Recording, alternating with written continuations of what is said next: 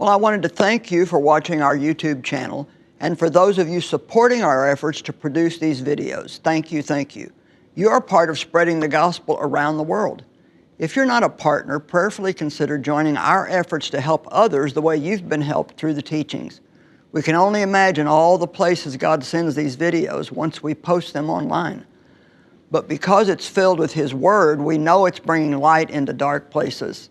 Scan our QR code and give today. It's a decision that provides everlasting benefits to you and those waiting to see these messages. This program is made possible by the partners of Joyce Meyer Ministries. When the devil really attacks you, you need to tell him, you're going to be sorry you did this, because God's going to get me through this, and I'm going to have some experience, and I'm going to use it to help other people. I'm Joyce Meyer. I've seen God's power transform my own life, and He will do it for you. Do you know that you can change your level of joy? And I can change my level of joy by simply learning to focus on what we do have rather than focusing on what we do not have.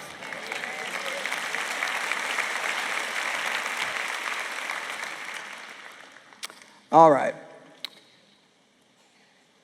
Well, I'm upset. I expected you to invite me to your party and you didn't. Well, I'm upset. I expected you to call or come by and see me and you didn't. Well, is that your fault that you're upset, or is it my fault that you're upset? See, a lot of times we get upset at people because they don't do things that we expected them to do, and they didn't even know we expected them to. And this especially happens between men and women, because women expect husbands to do a lot of things that they just totally goes over their head. They just don't get it at all.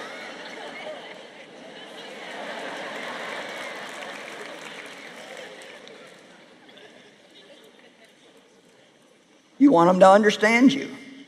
Well, they're not ever going to. A man is not going to understand a woman, especially when she gets up and has one of those hormonal days. He doesn't have those days. He doesn't know what it's like. So I've finally trained Dave. I don't care if you understand or not. Just tell me you do.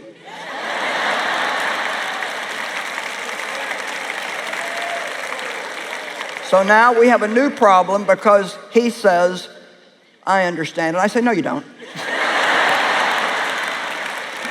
But you see, that's the way it is when a woman's like that. You're not going to make her happy no matter what you say. But she expects you to. Remember that.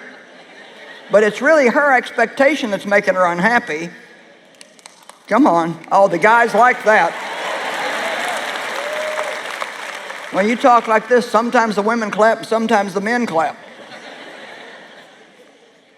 I don't know about you, but when I first heard this particular type of thing presented, that it's our expectations that make us unhappy, it really helped me a lot.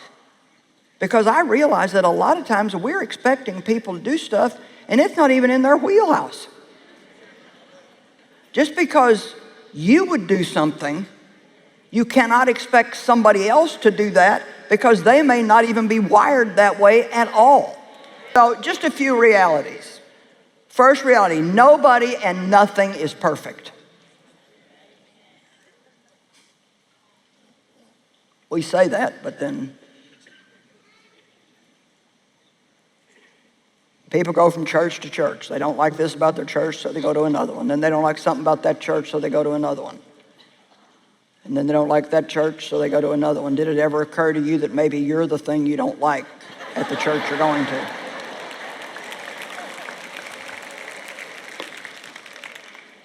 This is a true story. A woman was getting married for the 7th time. And our pastor was doing the ceremony, and she went to him and said, Pastor, I need you to pray that this man will treat me right. And he said, well, you've been married 7 times, and you probably need to consider that you're the only common denominator in all 7 marriages. Oh.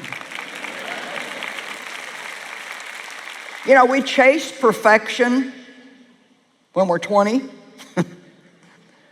But by the time you're a little bit older, you realize that it's just a myth. And you just deal with it. Real life is not perfect. Here's how you can be perfect. James 3:2. For we all stumble in many ways, but if anyone does not stumble in what he says, he's a perfect man. So when you can get to the point where you never make one mistake with your mouth, then you can plan on perfection. There's only one perfect thing, and it's Jesus. And the Bible says that when the perfect comes, the imperfect will pass away. Well, the perfect is referring to when Jesus returns again. And by the way, and this is the most interesting part, it's actually the imperfect things in our life that God uses to perfect us.